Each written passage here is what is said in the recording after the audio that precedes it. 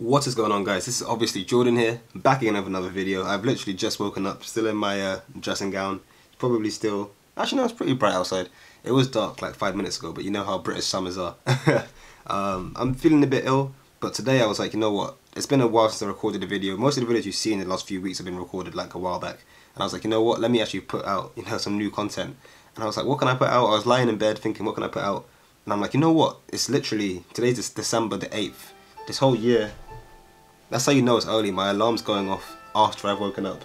What a start. Anyway, as I was saying before, my alarm rudely interrupted me. I was sitting there thinking what video I'm going to put out today. And I'm like, wow, it's literally December, or as most people will call it, March 281st. And this year has been so mad. So I thought, you know what? It flashed before my eyes like the 2020 video I put out about my New Year's resolution. And I thought, you know what? Let me actually sit down today and actually work real hard, use the greatest creative mind in history to react to a video that I've already made.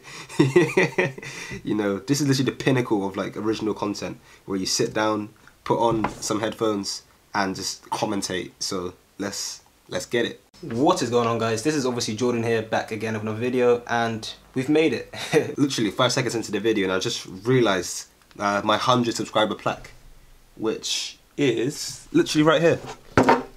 Look at that, 100 subs. Shout out to Zara, my ex, for making me this. I reached 100 subs back when I was still called a sophisticated monkey. September the 4th, 2019. And I started my channel February 7th, 2017. So literally 2.5 years to get my first 100. And less than a year later, I'm on 400 already, and counting. Today, December the 8th, 409 subscribers. So good growth. I don't know how to even put this. I haven't even got any like. You know what? Let me just stick it right here. You can't see it, but real ones know. Initially, I was kind of skeptical about putting this video out because I literally thought only 3 or 4 people are gonna watch this and find it interesting and care about what I have to say. But then I realized it'll be cool in a year's time, or 2 years' time, or 3 years' time to look back at this and see some sort of growth from obviously where I am now, and to see whether or not I was able to achieve these goals, whether or not they are still important to me. And it's funny, like. Obviously watching this back now, at the time I remember the exact frame of mind I was in, where it's like, I don't really know what I want to put out today. But I do know I want to get some things done for the course of this year. So I had like a small list to myself, like a person of what I wanted to do. But I was like, you know what, let me actually sit down, put out a video, and at least, the 49 people that watch this can sit there and hold me accountable to it. Because I always feel like, even the YouTube channel itself, the reason why I kind of started it, and the reason why I tried to do these like challenges, like the boot sale one, the internship game, things like that, was because, yeah, it's all gonna want to be accountable to yourself, but I always put in like that, go the extra mile when I'm accountable to someone else. And I think this is typical in normal culture when it comes to like going gyms, for example, gym culture, and like a workout buddy or like a study buddy, because now you're accountable to them. Now you've got to work hard for them. You don't want to miss, make them miss out. So you kind of benefit from each other. That's what this kind of video was as well. I'm like, let me just tell the whole world I'm going to get all of these things this year. And then hopefully that will incentivize me to actually go out and do it. Little did I know that this madness would happen and I wouldn't be allowed outside, but we move. That makes it so much, that simplifies it quite a lot. And in the past, when I've had summer jobs, I'd make about 3 to 6 grand over summer. So that already jumps that up from 7-ish from my loan to about 13 just from working in the summer and student loan.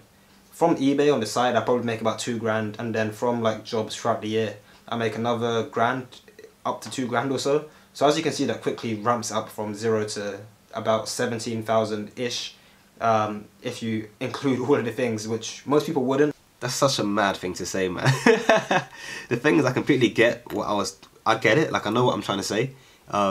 Technically, student loan doesn't count as income. Technically, any loan doesn't really count as income because it's not your money, you're like borrowing it to pay it back.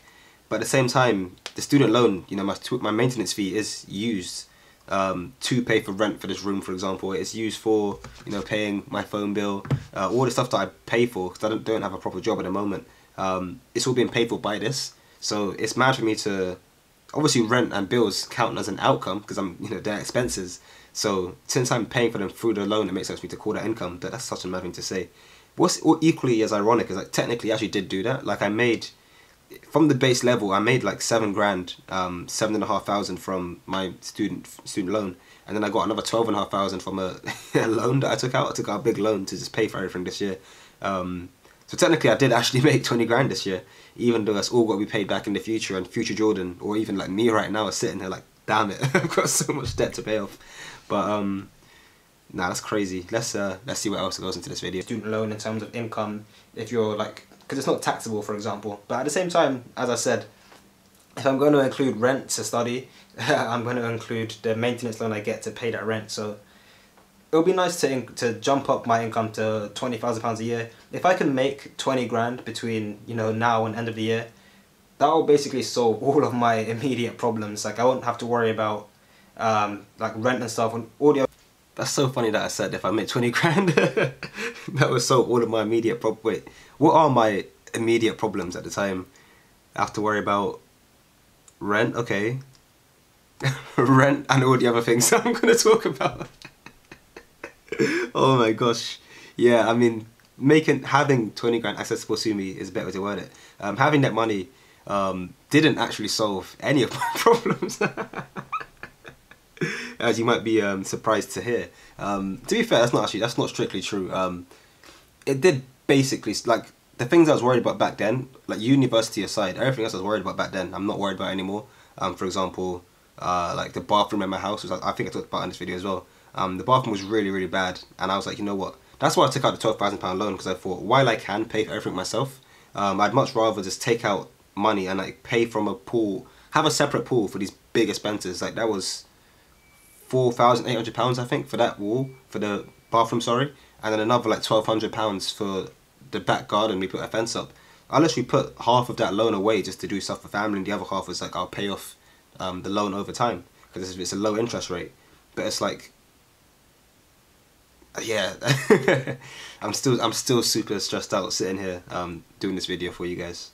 At the moment, I probably make about 600 to 800 depending on the type of month.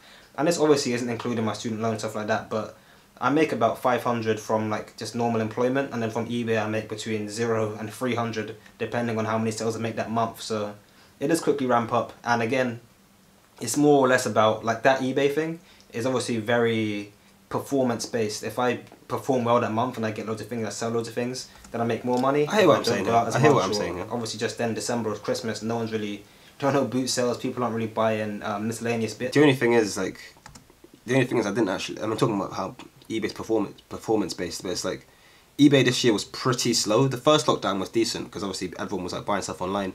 The second lockdown not so much, because not many boot sales opened up over the summer. I couldn't really get more stuff in, and now I'm kind of sitting here with scraps and it's just not selling at the moment. But like, yeah, that new car never came.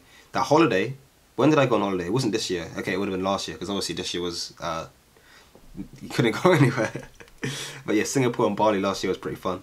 So I guess I had my holiday retrospectively. I'll put that credits into this video. And as far as finances go, that's basically it. It'll also be nice to cut my expenses down, but it's hard to make a goal for that right now because I have no idea what more things are going to come even tomorrow or the next week, let alone a year from now, to make a sizable comparison. Half of that's kind of right. Like, I didn't know what was going to happen a year from, you know, January 2028, January 8th, 2020. And of course this year was a complete madness. Technically speaking, it would have been ludicrous for me to think about my outcome and expenses and have like a strict budget in January, knowing that March was coming up. But obviously I didn't know that March was coming up, and I didn't know these global circumstances would happen. So the other half of what I just said, you know, my outcome is too irregular, blah blah blah, it's hard to predict the future, that is actually, I mean, I know what I'm saying. It does make sense because, as I said, I'm getting a student loan. Those payments come every 4 months, basically. You get one in September or October, one in January, and then one in March or April, depending on like how the year shapes out. And while, you know, obviously you're getting money in, but it's not regular in the sense that you're not getting it every month. It's difficult to break it down into weekly installments or whatever, because rent will come out, depending on where you're living each year. You pay rent maybe every quarter or every term or every month. Like, things are so hard to keep, like, things aren't really organized, and every year it changes, so it's difficult to have like a proper outcome and income. For me, I was like, you know what, let me just not bother. Like, I'll spend as little as I can, I'll be frugal, so I should always have money available, but it's difficult to be super precise because, as I said, things always change. especially in university. Like, you might start a new module in January, and they say, okay, here's a reading list, go and get all these books, go and download this software, go and do this, or I might need a new notepad or whatever. So technically speaking, I can make a budget. It wouldn't even be that difficult. I'm exaggerating it right now, but it's like, I never deemed it to be worth the time to actually understand that back then. Obviously right now I'm a bit more proficient, as you can tell by my investment series I've got going on in the background, but yeah, I don't know, it's okay, it's not that bad.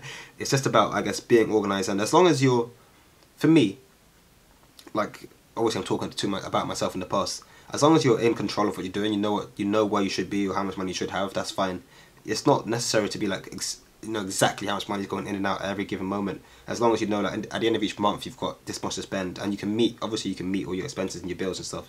If you can't pay rent, that's obviously a big deal. But as long as you can pay everything and you have money left over, you shouldn't need to be ultra precise, even though you probably should be, because it just works better that way. As of right now, I'm on 189, sorry, and to be honest, like, this goal, this ambition of mine is, in my head, is quite big. I'm not sure how feasible it is, but I know that I'm going to work hard towards it, and I know that if I can continue this exponential growth, it shouldn't be so hard to achieve. So that's why by the end of this year, by the end of 2020, I would like to have 5,000 subscribers on this YouTube channel. And like, it sounds like, saying it out loud now sounds crazy. I mean, I've got the plaque here of me passing 100, sorry. This was on the 4th of September, I passed 100. Interesting. I get that. I mean, to be fair, at the time I had a lot planned. I had just passed, you know, the legendary Centurion Club. But to be fair, I passed it in September, so this video is recorded in January. I think I might have been on like 120 or something at the time, maybe like 110, 120, depending on how quickly I was growing. But like, I think 5k was a bit mad. Even though, yes, I had a lot of things planned. Yes, I still did go on, to be fair, to make the podcast, the Undergraduate Survival Guide. Check that out if you haven't already. Link will be in the description below. I started a podcast, which is pretty cool. I started, you know, the Clips channel for that podcast as well. They both have about 50 or so subscribers at the moment.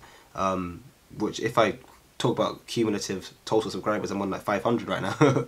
But in reality, 5,000 was a bit of a jump. Yes, I had things planned. Yes, I had expectations to go and be allowed to go outside and do this and do that, all of this. But that was a bit like, I was relying on all of that happening and happening well. Like, if I missed one of those videos, that would have been my excuse. So, you know, if I could do that, then I would have got 5,000. To be fair, I still could. I still have, what, 23 days, today's the 8th, 23 days to pick up 4,491 subscribers. It's not impossible. I've seen it done before in a month. But yeah, it's not looking likely. The view one, I think, is a bit more feasible. Right now I'm getting about 3,000 or so views per month, which is obviously by simple maths more than 1,000 a day. More than 1,000 a day? More than 100 a day. I'm trying to find my YouTube studio to give you the exact numbers. In this 28-day period, I got 3,800 views and 11,700 minutes. So, pretty decent month. And as I said, I've got 409 subscribers. I got 26 subscribers in the last 28 days, so almost a subscriber a day, over 100 views per day, and over a couple, like 1,000 minutes or so a day. So it's like, the numbers are actually pretty decent. They're not terrible.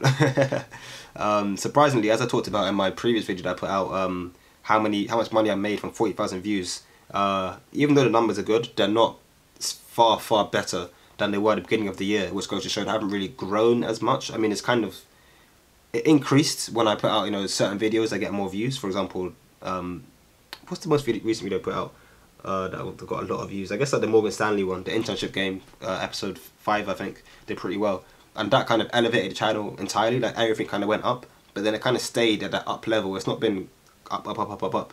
So that's been interesting. Obviously, if you want to know more about that, watch that video. That's not for this, but yeah, I just thought that was interesting. It's hard to talk about money and revenue right now because of the YouTube rules. Obviously, I don't make any money from ads. You need to have 1,000 subscribers and 4,000 watch hours within a 12-month period. So as far as ads go, just having ads, you know, just green-lighting them, that would be a good goal for 2020. Spoiler alert, I didn't get ads on my channel.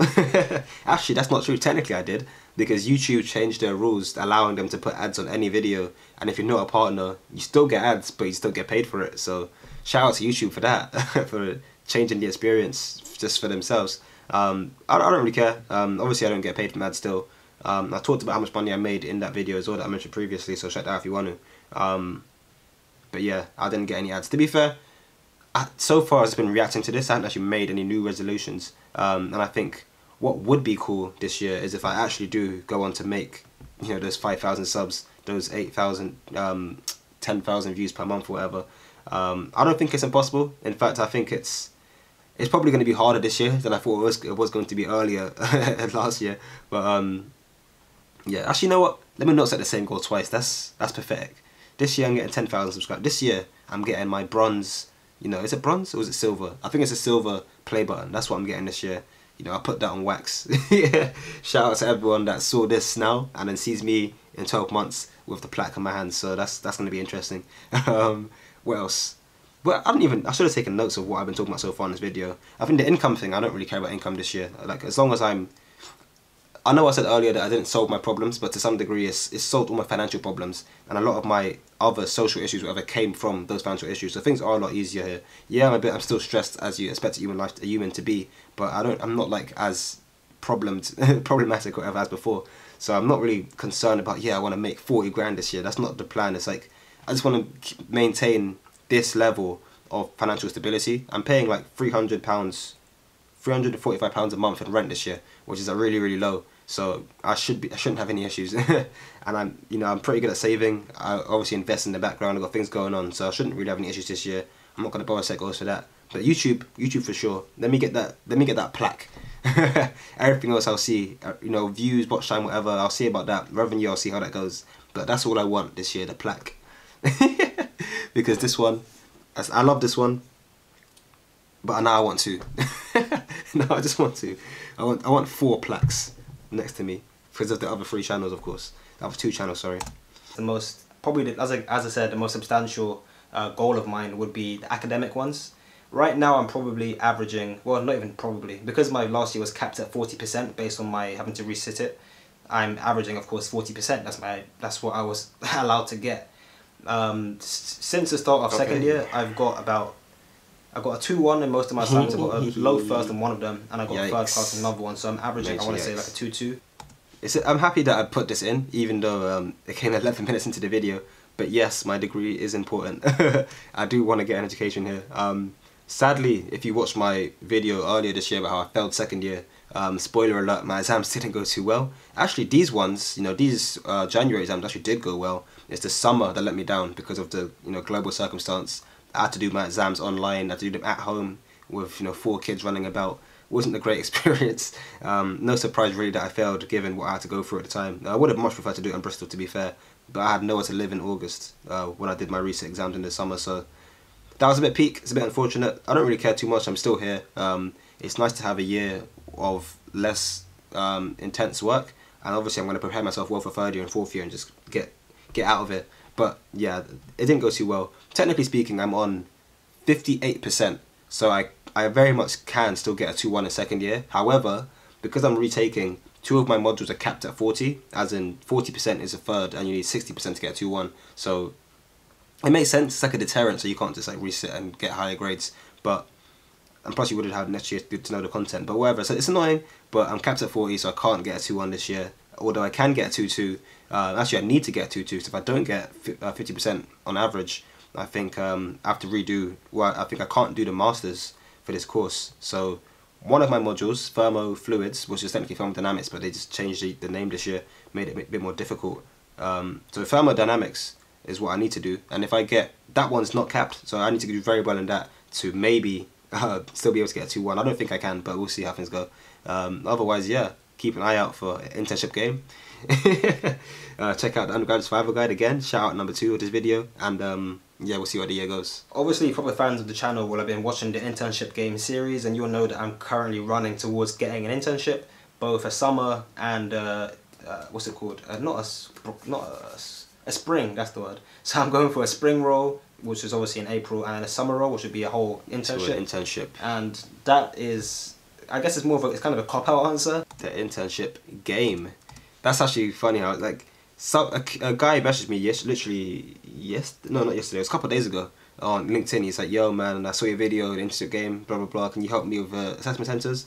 And I've actually had several, like another, to be fair, his friend messaged me this morning as well, yesterday morning.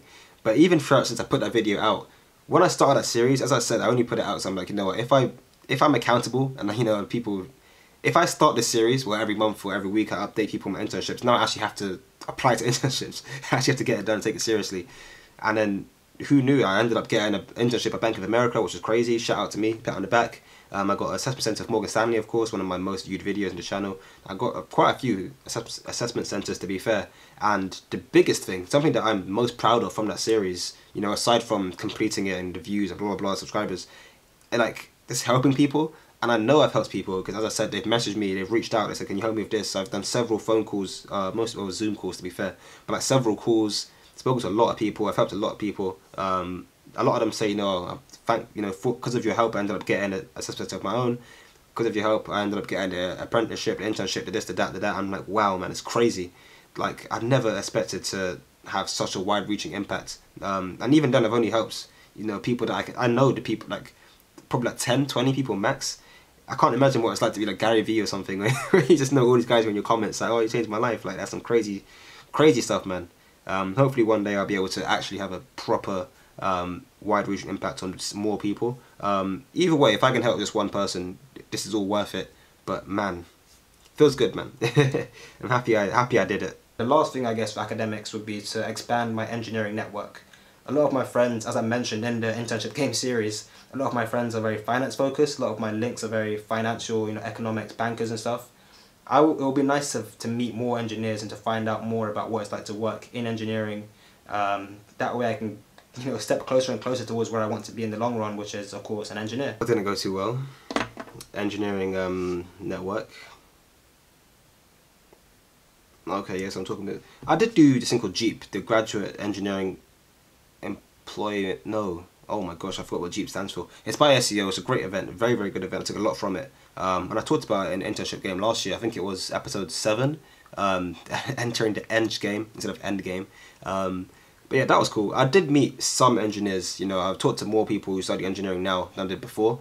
But at the same time, you know, I joined the IET. I'm not going to go into depth about that. IET is like the Institute of Engineering and Technology. It's kind of like where the engineers in that discipline gather.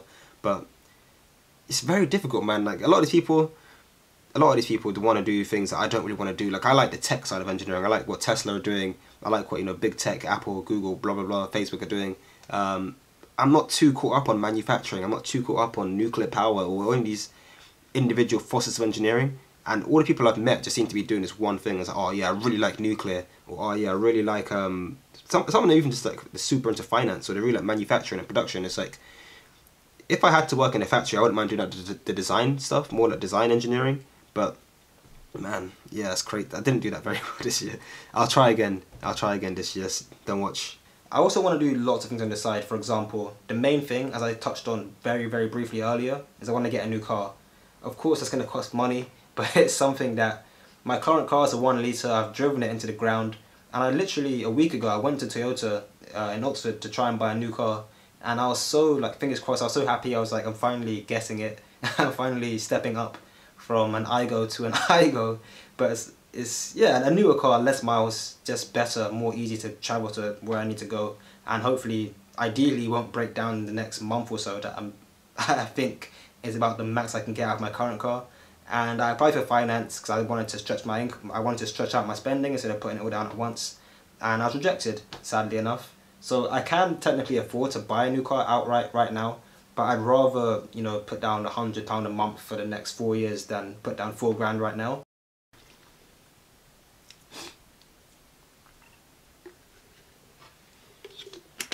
Oh. Actually, no, I'm not going to address how I just changed clothes and the plaque is gone. Don't worry about that. Nah, I literally, like, I was recording this and then my Zoom flashed up with a phone call. I'm like, oh crap, I got a meeting this morning. That's why I woke. That's why I had an alarm set for this morning, because I had a meeting. So I quickly flung this on, cleared my desk and did that. But now we're back. That point, obviously, about buying a car, I mentioned that earlier as well, to be fair, in the video, about with the bathroom, taking out a loan to flex, you know, to stretch out my expenses. And me personally, I'd much rather spend, you know, £100 a month for 12 months than spend £1,000 today for something. Purely because I mean, I guess it's a bit different for me because my circumstance kind of demands I need to do that. Like, I only really have like 2k in my pocket max. So for me to just drop half of that, you know, a k on insurance or a car or whatever is mad. Because then it's like, now I've only got half of my money to last me until my next payday. Which, because of the way student finance works, might not be for another 3 months. Might not be for another, well, to be fair, 3 months is the longest. But it's like, you know what I mean? I'd have to wait. And I'd rather have money in the interim. And then obviously have like, you know, pump inflations as I go along. And more consistent, not necessarily consistent cash flow, but just knowing that I've got money in case of an emergency. Like, if I spend all my money now and then I've got to wait, you know, 2 months until a student loan comes in, then that means I've got 2 months of no money, or 2 months of like very like ultra frugal living of buying just rice and just pasta and like some tomatoes to shop. I'd rather be like comfortable while paying a bit more for the larger expenses, but comfortable throughout the duration of those, you know, of those payments, just knowing that I've got money aside. And that, as I said, that also applied to the bathroom once I got a loan, instead of just dropping all my money at once to pay for it. I want to get a new car. The bathroom, I mentioned the bathroom as well. To be fair, bathroom was done, the garden fence was done, new car didn't come, but it's coming September 2021, don't watch that. What else did I get done? I moved my brother, so I've got three brothers and a sister. One of my brothers like kind of moved out temporarily, so I moved my other brother into my room. You know, I got him a new bed, all of that stuff. That was sweet. New carpets coming soon, paint job coming soon. That house, that inheritance, yeah, that inheritance. I'm making that from day. My parents are only like 42 years old, but I know when the time comes. No, I'm not saying that. Oh, why did I just do that to myself? Look, it doesn't matter. Whatever I just said doesn't matter. What's important is that the house is mine one day, yeah, and I'm making sure that's mine one day from today. I might like the 19-minute mark in this video. I'm kind of just flicking through it at this point because I don't think I said much left for the remaining 6 minutes. As you can tell, even from right now, they weren't acting like I always do this. I have about 20, you know, 80% of the video is like good, like very good content, and the last like 20% is just waffling. There's always a gem at the end. There's always a crazy gem at the end of my videos, but it's like, it's just so much waffle that people are just like, I don't even care anymore. I don't even care anymore. So let me,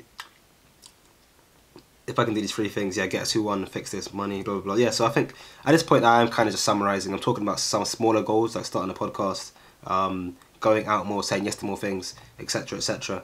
And to be fair, that's a very big thing. Like, that's something that I didn't get to do this year, obviously because of the outside circumstances. But I really, really, really wish I did. Just say yes to more things. Go out, you know, just do more things, experience life properly. Because I feel like at uni, especially this year, I was very controlling of myself. I was very much like, nah, I can't go out. You know, I can't go and play FIFA at 8:30 with my friends until midnight. I'd much rather sit here, you know, do some work, get in bed early, because, you know, opportunity cost. Those 5 hours spent playing FIFA could be 5 hours spent, you know, making a video, recording a podcast. My microphone's over there. Like, I don't know, I could be doing anything else. I could be catching up with work, sleeping. You know, sleeping's important. Like, I could literally be doing anything other than playing FIFA, and I'd rather secure my future and be like successful and graduate and have money, blah blah blah, than like have fun in the interim, in the short term. And even though there is a lot of logic to that, it does make a lot of sense. You don't necessarily have to go out every day. You probably benefit from taking some time to yourself and actually getting things in place. But at the same time, you know, never going out. As I said, I was like overly controlling, where I just never did anything. And I got to a point where all my friends were doing all these things. I wasn't really involved in that. The few times here and there that I did go in to join them, they were talking about, oh, I remember this, remember that. I'm like, not really, you know, got kind of weird. And then the best, I guess, analogy, the best like comparison I can make is that, I can't even remember the exact quote, but the idea is that you only appreciate your roof when it's raining. Like, if you didn't have a roof and it's summer, it's all good, and like, no one really cares. It's like you're just looking up at the sky, the night sky, see the stars, it's all good and well. And then one day, you know, it starts raining, there's like a hurricane, a tsunami or something. That's when you appreciate having a roof. That's when it's like, oh damn, I'm happy I got a roof right now. Because if you didn't have a roof and it was raining, you'd be soaked, your house would be flooded. And that's why it's like the small things that you only appreciate when you know, when it's down, when you're in some downtime. And I think hanging out with friends and like having those experiences are very much those things, where it's like, you don't necessarily appreciate your friends every single day. So you don't need to go and play FIFA every single day. You don't need to go to the club every single day. You don't need to have meals together every single day, go to lunch together every lunch. But it's like, there's going to be a time where you're under the cough, you know, you're under the cot, you're in your room, coding, sorting out your finances, tidying up, you're doing all this stuff, you're, you know, kind of really stressed out.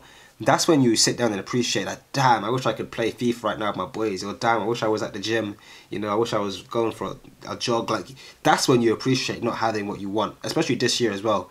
This year is when a lot of us appreciated, like, damn it, I really wish I could go to Magaluf or something, but, you know, I can't go anywhere because the world's on lockdown. I wish I could do this. And not being able to do something is when you appreciate, you know, the liberties you have to actually do literally whatever you want in this world. Like, literally, I could call up anyone I want, right? I can go on Twitter and tweet any celebrity, you know. I could tweet. Okay, I'm kind of going off on a tangent, but like, I can do literally anything I want. There are a lot of things I can do that I'm just not doing. And you feel, at least me personally, I feel less human sometimes when I don't exercise my liberty, you know, my freedom to do things. It's like, I forget that I'm autonomous, you know, I can do what I want. And that's something that, as I said, I regret not doing earlier in uni. This year, not so much, because the whole world has been messed up. But in the past, definitely, where it's like, damn it, I wish I just did that a bit more, or did that a bit less, or whatever, instead of thinking that I have to do this for that reason. But yeah, as I said, this is the 6-minute waffle window.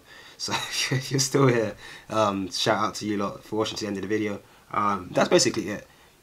If you do want a proper 2021 New Year's resolution video, I can do that later on. But essentially, because this year was a write-off, basically everything I said in this video also applies to this year, including the silver plaques I'm putting down at this baby, this bad boy.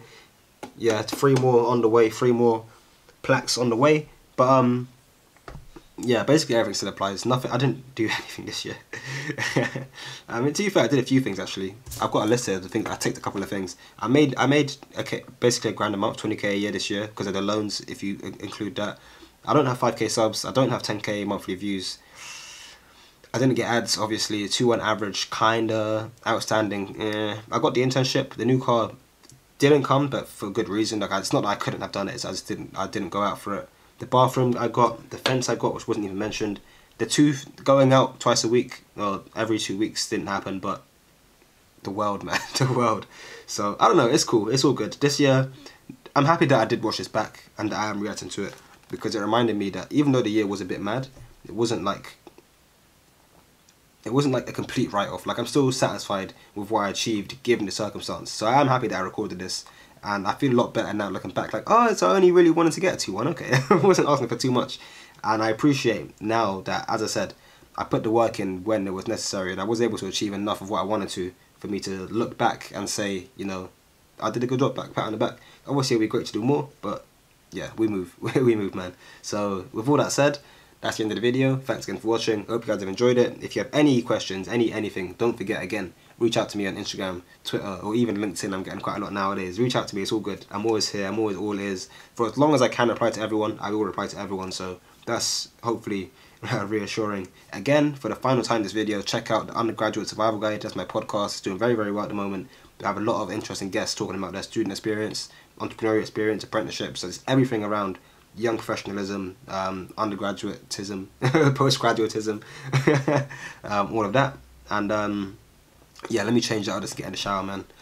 Peace.